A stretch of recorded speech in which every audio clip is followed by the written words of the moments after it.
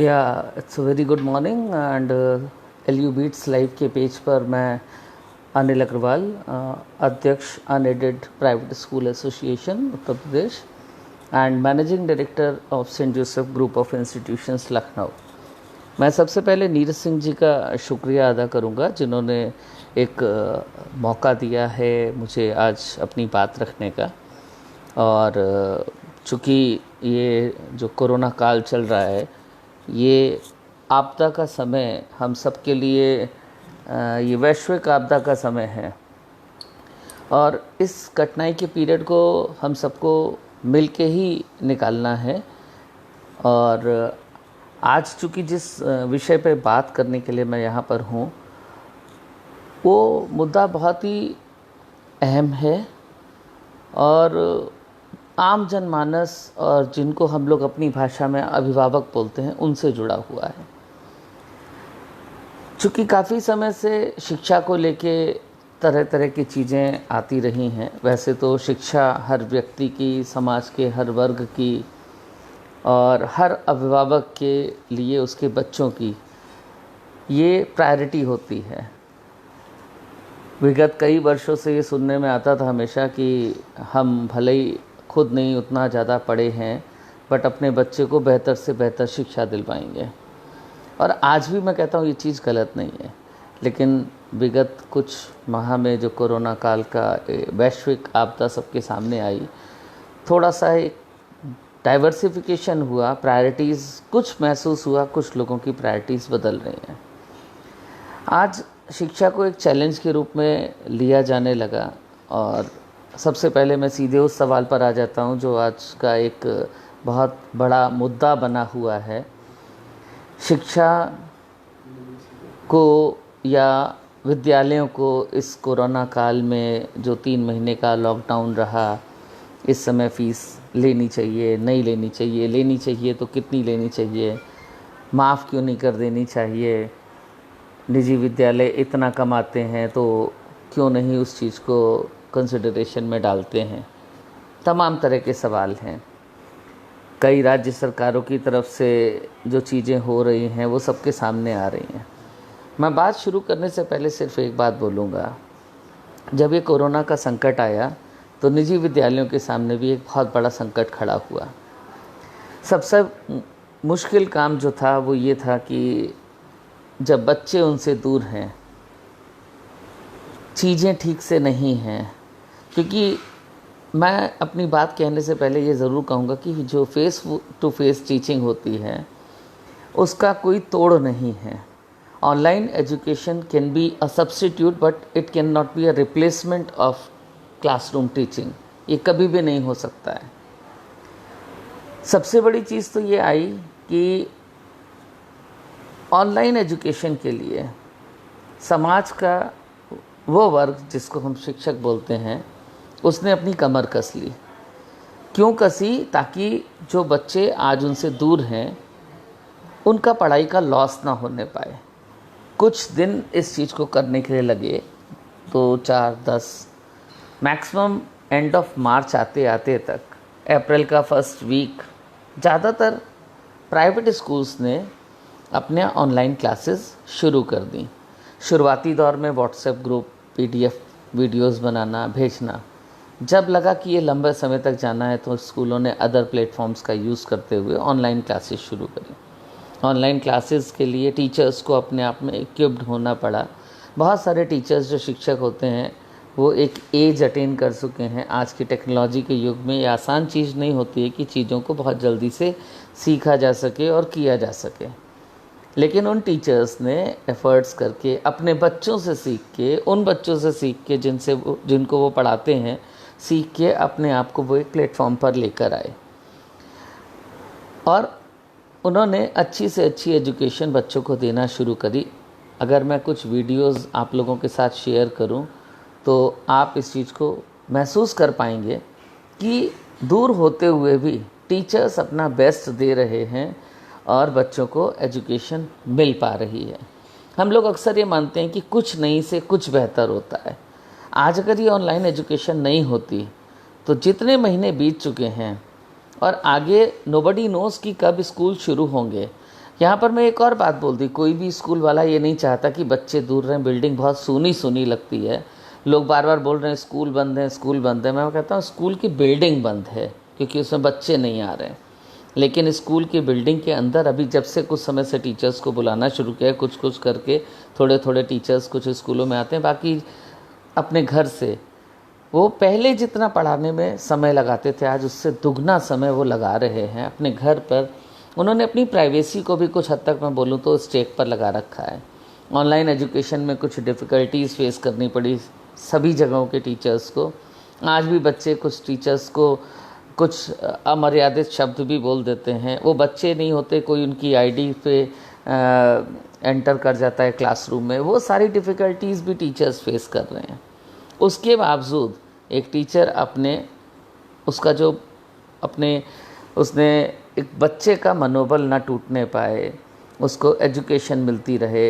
जिन बच्चों को 10th 12th का बोर्ड एग्ज़ाम देना है, क्योंकि अभी तक तो ये है कि बोर्ड एग्ज़ाम होना है, आगे आने वाले समय में क्या होगा ये नहीं कह सकता, उनकी पढ़ाई का लॉस ना हो, उन बच्चों का मनोबल ना टूटने पाए, अपने वो एफ़र्ट्स बहुत बढ़िया ढंग से कर रहे हैं। जब ये सारी चीज़ें हो रही हैं तो बट ऑब्वियस है स्कूल की जिम्मेदारी उन टीचर्स के प्रति बनती है।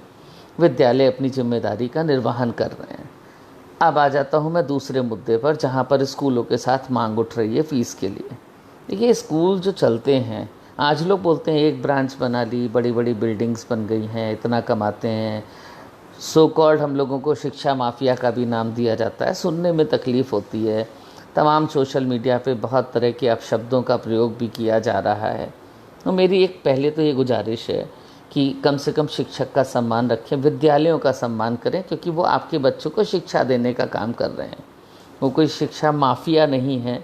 आज लोग डरते उनसे हैं जो गलत काम करते हैं। एक शिक्षक से क्यों भाई कोई डरेगा, ये तो बड़ा सोचने का सवाल है। दूसरी रही बात, जब स्कूलों के सामने ये मुद्दे उठ के आते हैं कि फ़ीस क्यों नहीं कम कर रहे, क्यों नहीं माफ़ कर रहे, इतना कमाया है तो ऐसा क्यों नहीं कर सकते।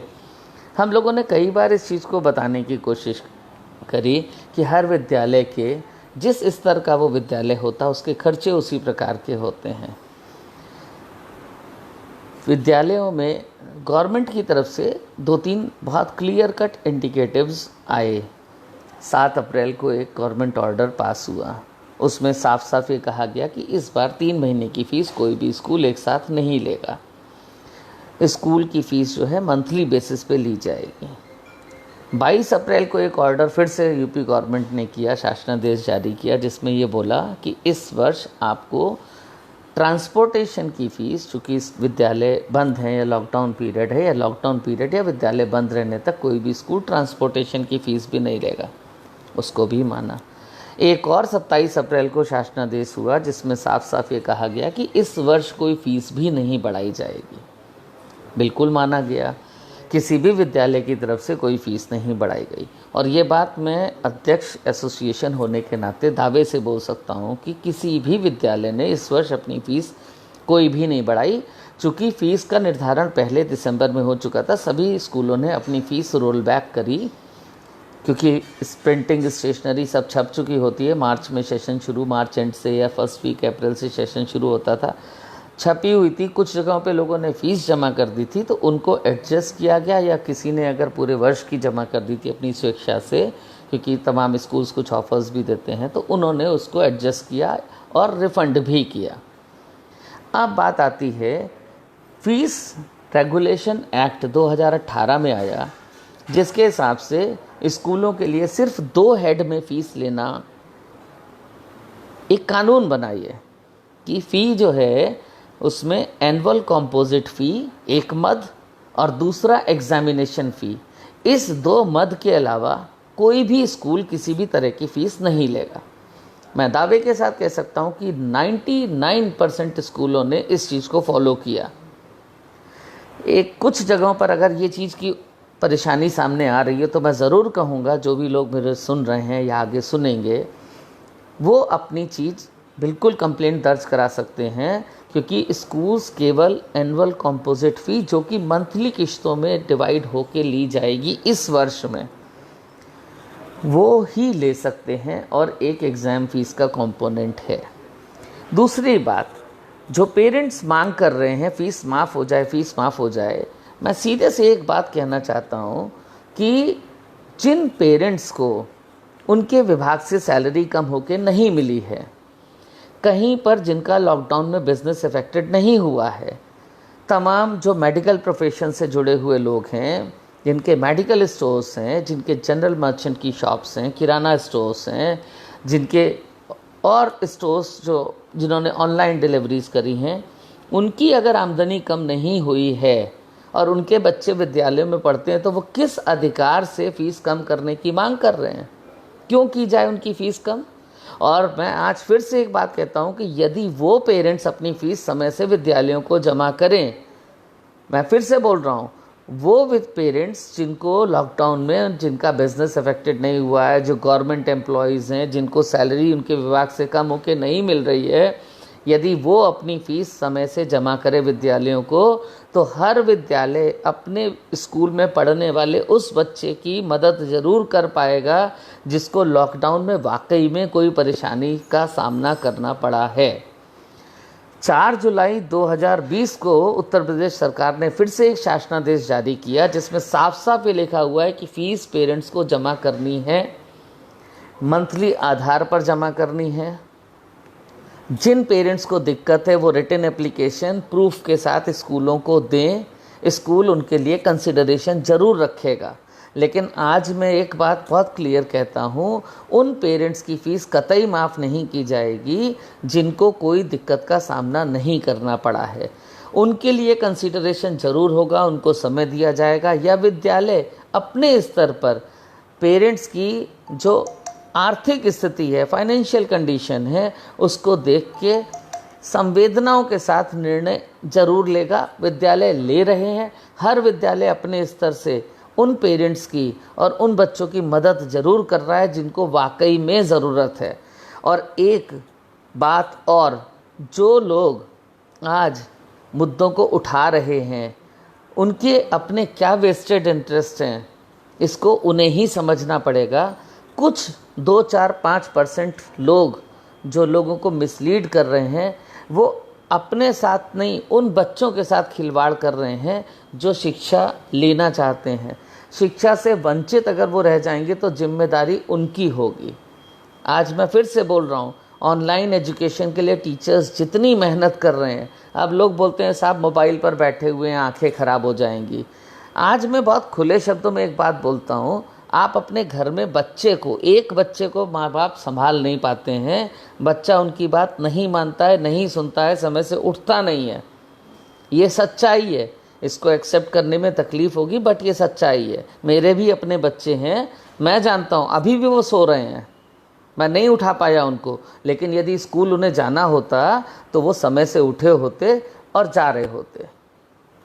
इस बात को जो आवाज़ें उठती हैं, आवाज़ उठाने के लिए तो हर कोई फ्री है, हम भी फ्री हैं, आप भी फ्री हैं, कुछ भी कर सकते हैं, हर कोई सक्षम है। लेकिन अगर मानवीय दृष्टिकोण अपना के महसूस करेंगे चीज़ों को तो शायद गलत नहीं लगेगा। फ़ीस माफ़ी की मांग सरासर गलत है। उनकी मदद ज़रूर की जाएगी जिनको वाकई में कहीं पर कोई परेशानी है, और मैं दावे से कह सकता हूँ कि स्कूल उनको मदद करने के लिए तैयार हैं, मदद कर रहे हैं, संवेदनाएं उनके साथ रखी जाएंगी। हर विद्यालय ये कर रहा है। और रही जहाँ तक एक और बात, सरकार से मैं मांग करूँगा फिर से, अभी 4 जुलाई का शासनादेश जारी किया। उत्तर प्रदेश सरकार बहुत ही संवेदनशील सरकार है। हमारे जो उप मुख्यमंत्री जी हैं उनके प्रति मैंने कई सोशल मीडिया पे देखा, अजब अजब शब्दों से लोग नवाज रहे हैं, उल्टी उल्टी बात कहते हैं। आज हो सकता है मुझे सुनने के बाद इस पर क्रिया प्रतिक्रिया कमेंट्स बहुत तरीके के आएंगे, क्योंकि जब सामाजिक दायरे में एक व्यक्ति चला जाता है तो उसे हर तरह की चीज़ों के लिए तैयार रहना चाहिए। हम भी उस चीज़ के लिए तैयार रहेंगे। हो सकता है हमारी बात बहुत सारे लोगों को ठीक लगे, हो सकता है बहुत सारे लोग इसके अगेंस्ट में चले जाएं, उसका कोई इशू नहीं है जब कोई बात बैठ के तथ्यों के साथ की जाती है। कई जगह मांग उठ रही है, फ़ीस इतनी कर दी जाए, बिजली नहीं इस्तेमाल हो रही, पंखा नहीं चल रहा है तो बिजली का हम क्यों दें, स्कूल तो वो भी पैसा लेता है। स्कूल के खर्चे जो होते हैं, कभी आकलन लगा के बैठिए। टीचर्स की सैलरीज़, ग्रुप डी की सैलरीज़, गार्ड्स, ड्राइवर्स, कंडक्टर्स, उन सब का वेतन किसी विद्यालय ने कर्मचारियों को अपने नहीं निकाला है। उसके बाद प्रोविडेंट फंड है, ESIC है, जिन्होंने लोन ले रखे हैं, बड़े बड़े लोन है, बड़ी बड़ी बिल्डिंगें जो आप लोगों को दिखाई देती है ना, इसके पीछे बहुत बड़े लोन्स होते हैं, वो नहीं दिखाई देते आपको।